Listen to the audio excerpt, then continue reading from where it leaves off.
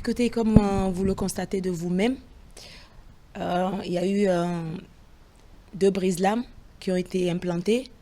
Eh ben, ça casse les vagues, mais ça n'empêche pas l'érosion et ça n'empêche pas d'éroder le sable. Donc voilà le constat, vous avez eu la possibilité de le constater de vous-même. Et vous constatez aussi que les travaux sont toujours en cours.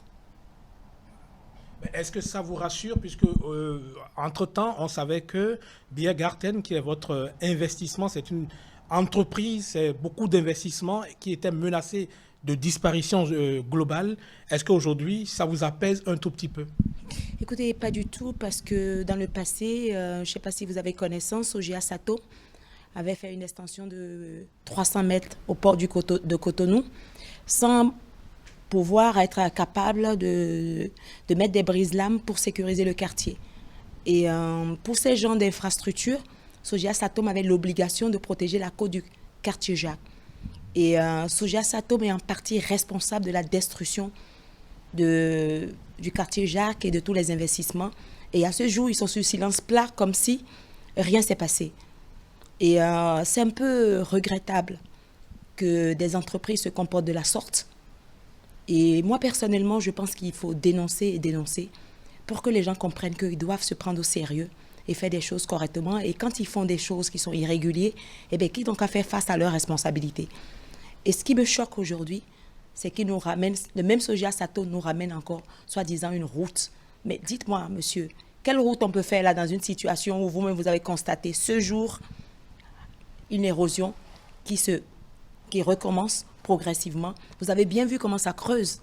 Alors dites-moi où est-ce qu'on veut faire une route si ce n'est pas encore pour détruire le pays et engloutir le quartier Jacques. Ben, j'ai pas peur du tout parce qu'il ne faut pas avoir peur, il faut faire un combat.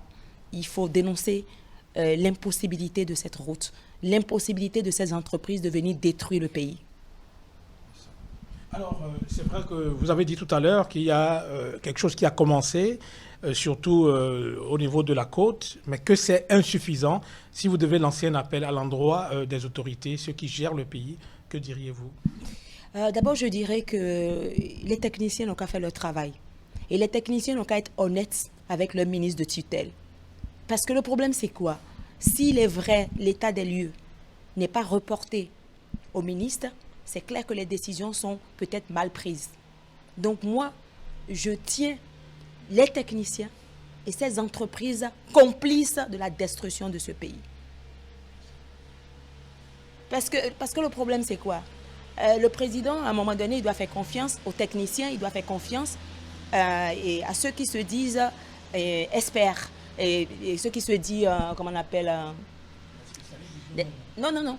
Je ne sais pas, un cabinet que je ne comprends même pas qui s'appelle APSEP, qui vient, qui nous sort je sais pas quoi, des documents qui n'ont aucun sens.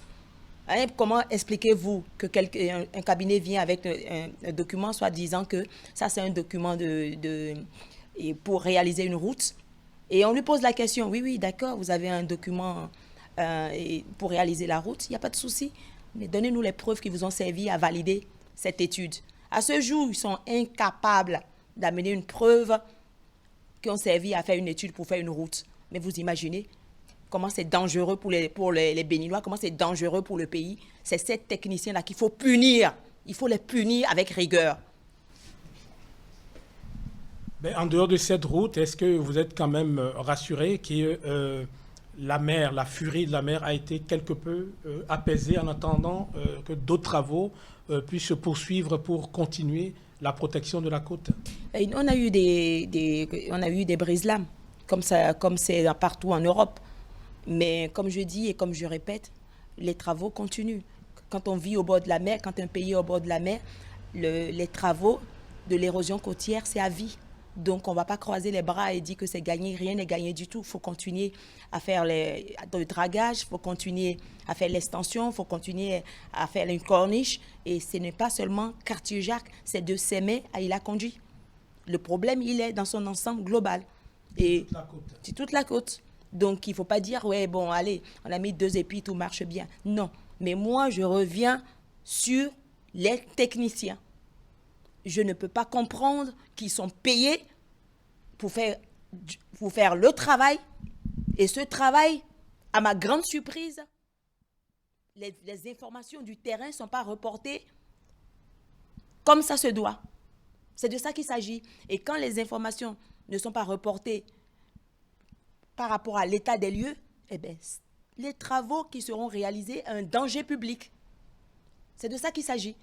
Et moi, j'ai vu dans les réunions, ils sont pas capables d'amener les preuves qui sait à faire des études. Mais ça, je tire une alerte au chef de l'État. Ça, c'est quel cabinet qui fait des études et qui ne peut pas prouver de où ils ont commencé et comment ils ont fait des études. Ce n'est pas possible. On ne peut pas travailler 30 ans et se retrouver dans la rue. C'est pas possible.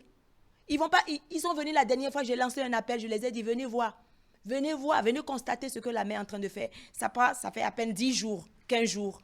Je dis, venez voir, venez constater ce que la maire est en train de faire. À ma grande surprise, ils sont venus, ils m'ont regardé, ils m'ont dit, ouais, c'est vrai, vous avez raison. Je dis, mais alors qui a raison? Qu'est-ce qu'ils m'ont répondu? Ah oui, mais nous, on n'est pas décideurs, hein, c'est l'État qui est décideur. Mais il y a un problème. C'est l'État qui est technicien, c'est l'État qui veut réaliser, c'est l'État qui veut empocher des milliards ou bien c'est l'État qui veut payer. Alors, comment le phénomène se manifeste, par exemple, dans ce quartier, quand la mer vraiment est débordée? Écoutez, quand la mer déborde, comme j'ai dit, la dune de Biergarten, elle sert pour l'instant de rempart. Ok? Donc la mer, elle bute contre la dune et ça nous permet de garder nos maisons, pour l'instant. Parce que moi, j'ai pas la magie non plus et j'ai pas non plus des milliards à jeter tous les jours. Mais pour l'instant, je fais ce que je peux. Mais là où ils veulent faire les routes, soi-disant, là, quand la mer, elle monte, elle dépasse même l'endroit où ils veulent faire leur route. Alors dites-moi, est-ce que cette route, elle a son sens? Elle n'a pas son sens parce qu'elle n'est même pas encore réalisée que la mer, elle dépasse le niveau de la route. Donc, franchement, moi, je dis à ces techniciens-là, ils n'ont qu'à comprendre que dans nos familles, il y a aussi des techniciens. Donc, quand ils disent des choses qui ne tiennent pas la route, eh bien, on dira non. On va venir les dénoncer. Il ne faut pas qu'ils pensent à s'accrocher à leur chaise. Ce n'est pas de ça qu'il s'agit. Il s'agit de faire le boulot pour lequel ils sont payés. Voilà. Madame Alapeni, je vous remercie. Merci, monsieur.